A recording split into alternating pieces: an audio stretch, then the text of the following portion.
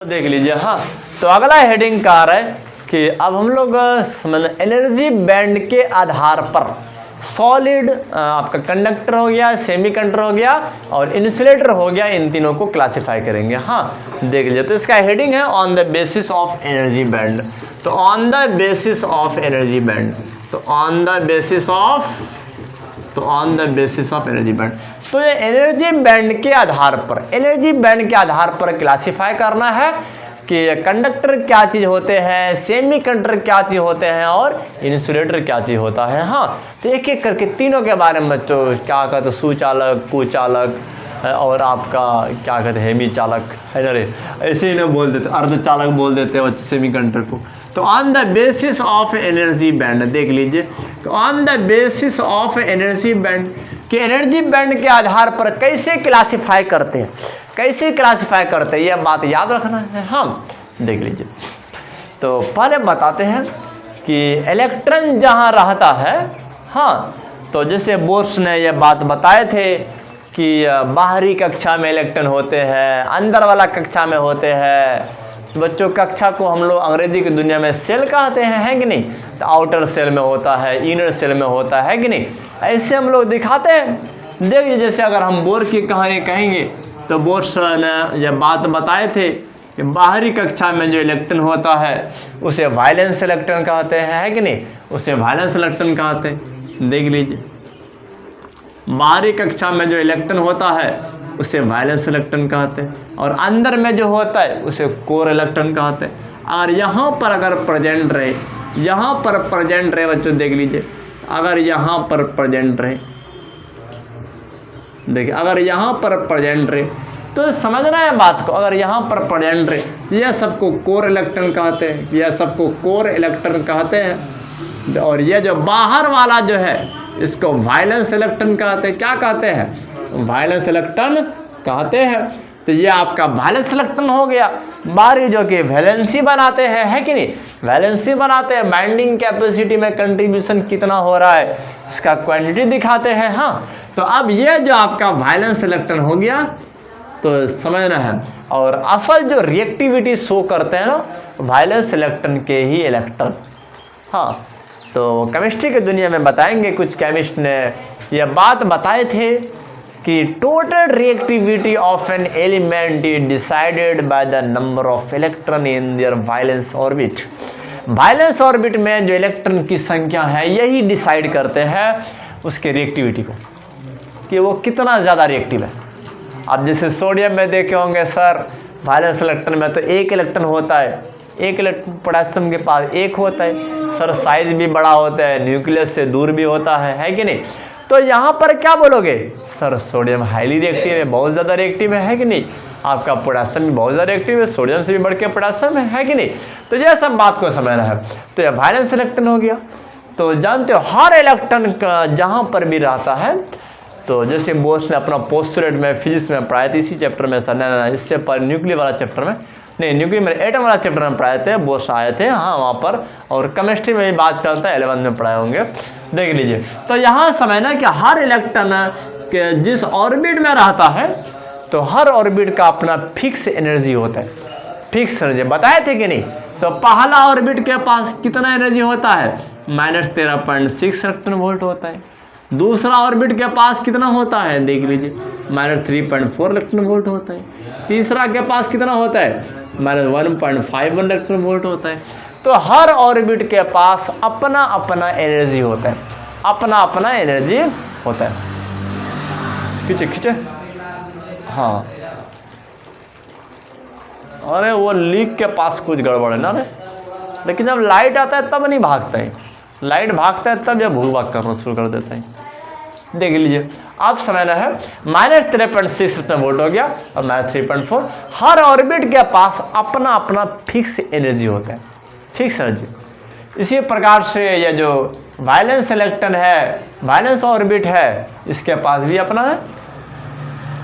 तो violence orbit fix नहीं होता है, दूसरा भी हो सकता है वायलेंस ऑर्बिट, तीसरा भी हो सकता है। जैसे अगर सेकंड पीरियड का एलिमेंट रहा उसका दूसरा ऑर्बिट होगा, हाँ, अगर थर्ड वाला का रहा तो थर्ड वाला को होगा, है कि नहीं। तो यह बात याद है ना, कि ये आपका देख लीजिए 12 इलेक्ट्रॉन दिखा रहा है, ये मैग्नीशियम का है, किसका है, मैग्नीशियम का है। तो मैग्नीशियम के वैलेंस ऑर्बिट क्या हो जाएगा, तीसरा वाला बन जाएगा। हाँ, तो इस तरह से देख लीजिए। हाँ, तो इलेक्ट्रॉन जो आउटर इलेक्ट्रॉन होते हैं जिस ऑर्बिट में रहता है उसी को वैलेंस ऑर्बिट कहते हैं। क्या कहते हैं, वैलेंस ऑर्बिट कहते हैं। और बाकी उसके अंदर वाला टोटल ऑर्बिट क्या कहलाता है, कोर ऑर्बिट कहलाता है। हाँ, तो इस समय इन सब ऑर्बिट में इलेक्ट्रॉन रहेगा तो वो सब पार्टिसिपेट नहीं करते हैं कंडक्टिविटी में, पार्टिसिपेट नहीं करते हैं, वो सबका कोई रोल नहीं है। हाँ, तो समझना है, देख लीजिए। अच्छा, हम इसको इस डायग्राम को थोड़ा सा स्टैंडर्ड रूप से बना देते हैं। हाँ, देख लीजिए। तो अब पहले बताते हैं, जैसे अगर मेटल का अगर एग्जांपल लेंगे मेटल का, तो मेटल में जो होता है ना, हर एटम के एक दूसरे के साथ ओवरलैपिंग करके बैठा हुआ है, कि हर एटम का देखिए, हर एटम जो होता है ऐसे ओवरलैपिंग करके बैठा हुआ है। हाँ, तो इसका इलेक्ट्रॉन इसमें जाता है, इसका इलेक्ट्रॉन इसमें जाता है, पूरा मेटल में इलेक्ट्रॉन घूमते रहते हैं। बताए थे कि नहीं कि वो इलेक्ट्रॉन पूरा एटम में, पूरा मेटल में घूमते रहते हैं। तो इतना एनर्जी होता है, तो इतना एनर्जी वो इलेक्ट्रॉन जब आपस में टक्कर करते हैं, उस कॉलिजन के टाइम में वो इलेक्ट्रॉन उतना ज़्यादा एनर्जी ले लेते हैं ताकि वो दूसरे का घर जा सके। हाँ, तो दूसरा एटम के ऑर्बिट में जा सके, तीसरा एटम के ऑर्बिट में जा सके, लेकिन इलेक्ट्रॉन के पास उतना ज़्यादा एनर्जी नहीं होता है कि वो मेटल को छोड़ सके। तो मेटल को छोड़ सके, जानते हो, अगर किसी बच्चे को परमिशन दे दिया जाए और उसके घर वाले की तरफ से, बेटा जितना भी घूम सकते हो, उछल सकते हो, बैठ सकते हो, बोल सकते हो, कुछ भी कर सकते हो, तो तुम्हारे लिए फ्री है। तो छोटा बेटा क्या करता है, कभी उस रूम में दौड़ लगाता है, कभी उस रूम में दौड़ लगाता है, कभी उस रूम में दौड़ लगाता है, कभी बाहर आ जाता है, कभी अंदर जाता है। जाते जाते जाते जाते कुछ दिन के बाद बच्चा फील करता है कि हमको तुम्हारा पेरेंट्स कभी रोकता ही नहीं है, हम जिस रूम में घुसते हैं परमिशन है, हम जिसके बेड पर जाएं तो कोई नहीं रोकता है, सबको हंसता है देख करके। बच्चों, हमको जो मन रहे खाना खाने का खा सकते हैं। लेकिन एक दिन ऐसे होता है कि बच्चे घर को छोड़ करके रोड पर निकल जाते हैं, तो घर का पेरेंट्स, उसका माँ भी दौड़ती है, उसका बाप भी दौड़ते हैं, भाई भी दौड़ते हैं, अरे तुमको ट्रक वाले धक्का मार देंगे, बस वाले धक्का मार देंगे, है रे, तो परमिशन इतना नहीं कि आप रोड पे निकल जाओ, है ना रे, तो परमिशन घर भर था, घर के अंदर घूमिए, बातें से होते हैं। हाँ, तो मेटल में जो इलेक्ट्रॉन होता है, यही बात होता है, पूरा मेटल में चक्कर लगा सकता है, लेकिन मेटल को छोड़कर बाहर नहीं जा सकता है, और उसके लिए खास एनर्जी चाहिए। आपके घर का भी कोई बच्चा अगर रोड पर जा रहा है तो खास एज चाहिए उसका, है कि नहीं, कि कुछ एज आने के बाद उसको घर वाले बच्चों परमिशन देते हैं कि अब आप साइकिल रोड पर चला सकते हो, अब आप बाइक रोड पर चला सकते हो, अब आप कार रोड पर चला सकते हो, है कि नहीं। तो क्योंकि आप समझ चुके हो कि रोड का डिसिप्लिन आपको पता है कि किस साइड से चलना चाहिए, कि बिना सिग्नल का पास नहीं होना चाहिए, जब कोई लाइट, क्या कहते हैं वो, गाड़ी का लाइट आए, व्हीकल का लाइट आए तो रोड को क्रॉस नहीं करना चाहिए, है कि नहीं। तो ऐसे सिग्नल दिया जाता है पेरेंट्स के द्वारा। तो यही बात होता है मेटल में भी कि इलेक्ट्रॉन घूम सकता है, हर एटम में जाएगा, लेकिन अब इतना परमिशन नहीं कि मेटल को छोड़कर। हाँ, तो अगर तुम बाहर से एनर्जी दो, बाहर से आप कुछ एनर्जी डालिए उस मेटल में कि उन सब इलेक्ट्रॉन को उतना एनर्जी मिल जाए कि अपने उस मेटल सरफेस को छोड़ दे, तो इलेक्ट्रॉन बाहर आ सकता है। तो याद करो फोटो इलेक्ट्रिक इफेक्ट में, है रे, तो फोटो इलेक्ट्रिक इफेक्ट में तो यही बात बताते थे, आइंस्टाइन भी यही बात कहे थे कि फोटोन के पास अगर उतना एनर्जी हो जाए, याद रखना है कि इलेक्ट्रॉन जो स्कैप कर रहा है, मेटल सरफेस को छोड़ के भाग रहा है, उतना पर्याप्त एनर्जी मिल जाए तो इलेक्ट्रॉन भाग जाएगा। हाँ, तो आज हमारा सेमीकंडक्टर जो डिवाइस हो रहा है इसी पर बेस्ड है, फोटो इलेक्ट्रिक इफेक्ट पर ही बेस्ड है। देखिए, सनलाइट आता है तो इलेक्ट्रॉन भागता है, तो इलेक्ट्रॉन उतना ज़्यादा फ्री होता है और उसी से करंट बनता है। हाँ, तो जिसके घर में सोलर प्लेट है वो घर खुश किस दिन दिखाई देते हैं जानते हो, जिस दिन बहुत ज़्यादा गर्मी होता है, जिस दिन बहुत ज़्यादा धूप आता है उस दिन फुल वोल्टेज देता है अंदर में। हाँ, लेकिन पता चला कि वोल्टेज वो काम का नहीं रहता है, वो तो अंदर का तो सर एयर भी हीट हो चुका है। अरे किसी दिन गर्मी में जानते हो ऐसा भी दिन गुजर जाता है, पूरा फास्ट पंखा चल रहा है लेकिन पसीना भी पूरा फास्ट निकल रहा है। एकदम गर्म वाला हवा मारता है बदन में, लगता है कि पंखा सर हवा मार नहीं रहा है कि हवा बदन को जला रहा है। एक जलावट, जैसे अगर आग के सामने में तुम गर्मी के दिन में बैठ जाइए तो कैसा जलावट जैसा फीलिंग होता है, वैसा ही फीलिंग होता है कभी एक बार गर्मी के टाइम में, है कि नहीं। तो 16 प्लेट आजकल तो हम एक ऑटो वाले को देखें, वो 16 प्लेट से जो बनाए रही, और हम जानते हो ऐसी एक वो टोटो टाइप का है, उसका जो छत है वो 16 प्लेट से बना हुआ है। अरे हमको लगाना बड़ा स्टैंडर्ड लगा देखने में। तो उसमें तुम चुकम वुकम बैठिए और दिन भर लाइट कीजिए और चलिए, कोई ना बैटरी है क्या कहते हैं, ना चार्ज करने की ज़रूरत, ना पेट्रोल की टेंशन, ना डीजल की टेंशन है। उसी में चार्ज करता है ना, हाँ उसी में चार्ज होता है। हाँ 16 प्लेट से ना अच्छा स्टाइल है ना रे। कल एक तो बुढ़वा ना क्या दोपहर के टाइम में इधर से जा रहा था, फिर शाम में उधर से पूरा चक्कर मार रहा था, लगता है कि वो न्यू खरीदे होंगे। अरे एक दो ठो को बैठा करके 5-6 बच्चा को बैठा दिया और घुमा रहे हैं इधर से उधर। अब हमारा सब बचवा सब देख रहे में कि सर देखिए 16 प्लेट वाला गाड़ी है। अच्छा ऐसे होता है तो समय ना, हाँ पूरा छोड़ा ना, लगता है वो बारिश के दिन में वो कैसे करते होंगे। और बारिश साइड से मार दिया तब, अरे साइड में तो कोई दरवाज़ा भी नहीं है, कोई गेट भी नहीं है, मतलब पूरा खुला हुआ था ना रे, पूरा खुला हुआ। देख लीजिए हाँ तो ऐसे ही हाँ। तो यहाँ पर समझना है, तो देखिए हमारा असल टारगेट ये है कि वायलेंस बैंड जो होता है जहाँ पर इलेक्ट्रॉन रहता है, जब ये इलेक्ट्रॉन और दूसरा बैंड में जाते हैं, दूसरे के घर में जाता है, तो वो करंट का फ्लो करता है। क्या करता है? करंट का फ्लो करता है कि नहीं, कि जब अपना ऑर्बिट को छोड़कर जब दूसरे ऑर्बिट की तरफ निकल जाते हैं टहलने के लिए, घूमने के लिए, तो इसी इलेक्ट्रॉन के फ्लो से क्या बनता है? करंट बनता है।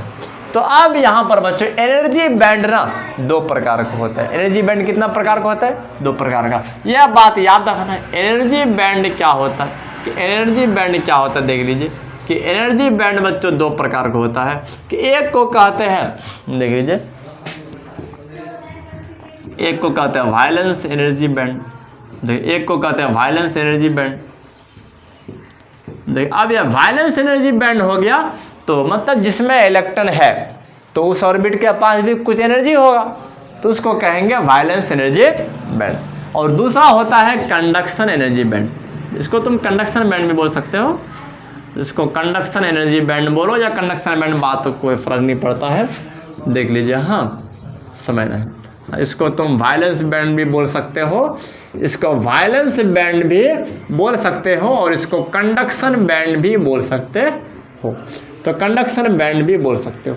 मतलब कि अगर हम सिंपल जैसा डायग्राम ड्रॉ करें तो देख लीजिए, देखिए अगर मान के चलो यह वायलेंस बैंड है, क्या है? वायलेंस बैंड है। और इसके बाद जानते हो जैसे कि कंडक्शन बैंड होता है दूसरे का घर है न रे, दूसरे घर। तो मेटल में क्या होता है कि दूसरा एटम का ऑर्बिट क्या किसी और एटम के ऑर्बिट में घुसा हुआ रहता है, कुछ ऐसे रहता है, हाँ ऐसे ओवरलैपिंग करके रहता है, हाँ, ताकि इलेक्ट्रॉन अपने घर से कि किसी और के घर में आसानी से जा सके। हाँ तो यह तो मेटल की कहानी है। लेकिन पता है सेमीकंडक्टर में कैसा होता है कि इंसुलेटर में कैसा होता है, तो वो सब के बारे में बताते हैं।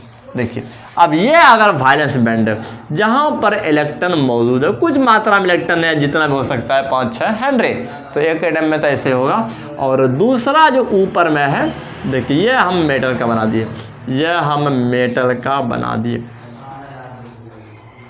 देख लीजिए इसमें समझना है। और ये जो है आपका कंडक्शन बैंड है, क्या है? ये आपका कंडक्शन बैंड है। ये आपका कंडक्शन में थोड़ा सा साइज बढ़ा देते हैं, साइज इक्वल कर देते हैं, देख लीजिए। तो आप बोलोगे कि यहाँ से क्या सर इलेक्ट्रॉन इसमें जा सकता है? बोलोगे सर रुकावट किस बात का है कि नहीं? बच्चों अगर दरवाज़ा आपस में मिला हुआ रहे तो कौन किसका रूम जाएगा? कोई रोकने वाला है रे? नहीं रोकने वाला है। सर जब दोनों आपस में एक दूसरे उंगली में ऐसे फंसा हुआ है तो बच्चों यहाँ पर पानी रहेगा तो किस हाथ में रहेगा? कोई ठिकाना नहीं है, इसमें रहेगा इसमें चले जाएगा, है कि नहीं? तो आपस में ज्वाइंट है, तो बच्चों इससे इलेक्ट्रॉन इसमें जा सकता है। हाँ, फ्री रूप से इसके बीच में कोई बैरियर नहीं है कि कोई गैप नहीं है, कोई फ़र्क नहीं है। इससे इलेक्ट्रॉन स्मूथली वो अच्छे ढंग से इसमें जाता है। तो यह होता है मेटल में। किस में होता है? मेटल में। तो मेटल में याद रखना है कंडक्शन बैंड, और ये आपका वायलेंस बैंड। और कंडक्शन बैंड क्या होता है? आपस में जानते हो मिला हुआ रहता है। आप देख लीजिए आपस में ओवरलैप करके है कि नहीं? तो इसका ऑर्बिट इसके साथ मिला हुआ है। हाँ, तो ऐसे होता है। तो यहाँ पर कोई बैंड गैप नहीं है, कोई बीच का गैपिंग नहीं है जो कि इलेक्ट्रॉन को मुश्किल हो जाए कि सर इलेक्ट्रॉन को पर्याप्त एनर्जी चाहिए उसमें जाने के लिए। लेकिन आप थोड़ा इंसुलेटर के बारे में देखिए, बच्चों, क्या हश्र होता है इंसुलेटर का। इंसुलेटर में जानते हो कि जिस एटम में है वायलेंस इलेक्ट्रॉन है अपना वायलेंस बैंड में, उसमें भी तो वायलेंस होता होगा, वायलेंस वहाँ पर भी इलेक्ट्रॉन होता होगा इंसुलेटर में। हाँ, लेकिन दूसरे का घर जाना जानते हो उसको उतना एनर्जी नहीं होता है कि जो कि वो खुद से कि अपना ऑर्बिट से दूसरे के ऑर्बिट में चले जाए। हाँ, जबकि इंसुलेटर में भी सारा एटम आपस में सटा हुआ ही रहता है, लेकिन दूसरे का घर जा नहीं सकता है। टाइटली बॉन्ड है, बहुत सख्ती रूप से बंधा हुआ है। हाँ, उसको छोड़ नहीं रहा है। तो फिर जब तक नहीं करोगे इलेक्ट्रॉन को तो करंट कैसे बनाएंगे वो, है कि नहीं? तो यहाँ पर याद रखना है इंसुलेटर में क्या होता है बच्चों, हम थोड़ा सा इसको डायग्राम के फॉर्म में बता देते हैं कि कुछ ऐसा ही समझ लीजिए। हाँ, ये आपका वायलेंस बैंड है, ये क्या है? वायलेंस बैंड है। और इसके बाद यहाँ पर है कंडक्शन बैंड, तो यह बात को याद रखना है, कंडक्शन बैंड। अब ये जो बीच का जो गैप है, इस गैप को पार करना है। हाँ, तो इलेक्ट्रॉन के पास यहाँ पर इलेक्ट्रॉन मौजूद है, देख लीजिए मौजूद है। अब ये जो बैंड गैप जो नज़र आ रहा है, तो अगर इस गैप को पार कर जाएंगे, तो जानते हो तो इलेक्ट्रॉन इस कंडक्शन बैंड में चले जाएगा। अगर कंडक्शन बैंड में जाएगा तो करंट फ्लो होगा। हाँ, लेकिन यह जो आपका बैंड गैप का पास जो एनर्जी होता है, जिसको तुम बैंड गैप एनर्जी बोल सकते हो,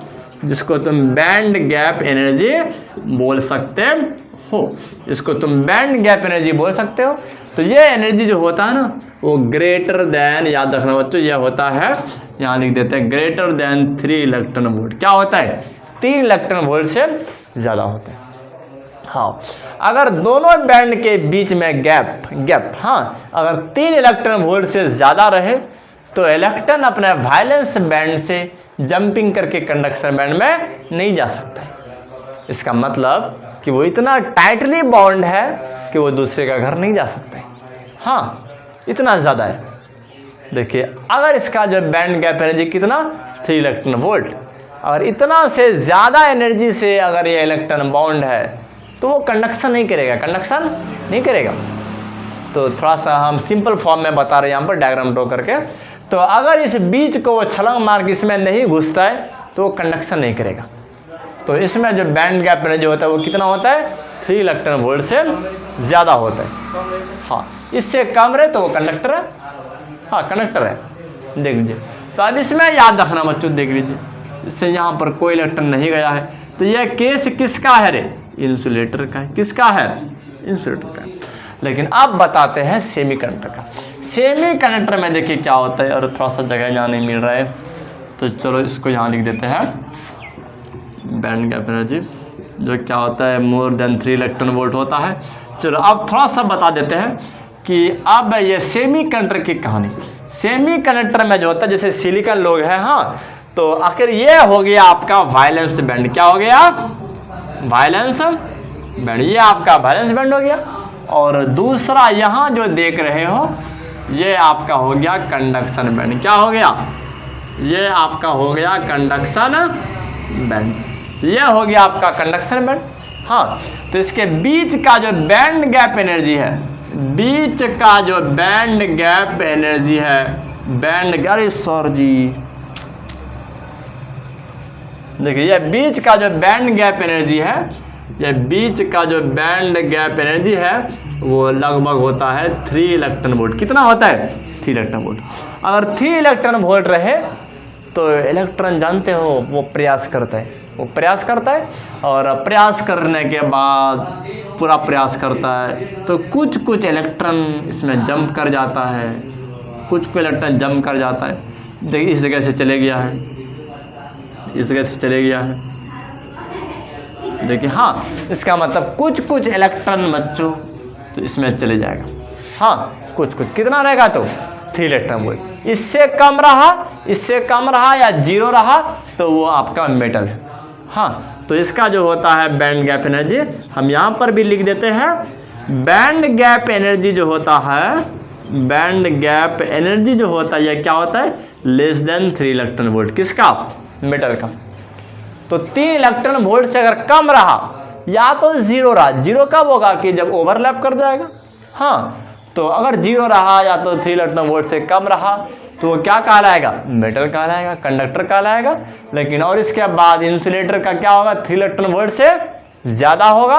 और अगर 3 इलेक्ट्रॉन वोल्ट ही है वो क्या है, सेमीकंडक्टर है। क्या है, सेमीकंडक्टर है। तो यह वाला हो गया आपका सेमीकंडक्टर, यह हो गया सेमीकंडक्टर। तो चलो अब यहाँ पर ध्यान दो बच्चों कि एनर्जी गैप के बेस्ड पर हम कितना ग्रुप में क्लासीफाई किए, 3 ग्रुप में। हाँ तो पहला बात बता दिए, देख लीजिए आपका कंडक्टर, इसके बाद क्या बता दिए, इंसुलेटर, इसके बाद क्या बता दिए, सेमीकंडक्टर। हाँ कि चलो कि अब तीनों के बारे में छोटा छोटा स्टेटमेंट लिख देते हैं अगला स्लाइड में। हाँ तो अगला स्लाइड में हम स्टेटमेंट लिख देंगे तो ताकि आपको समझने में मदद मिल जाएगा।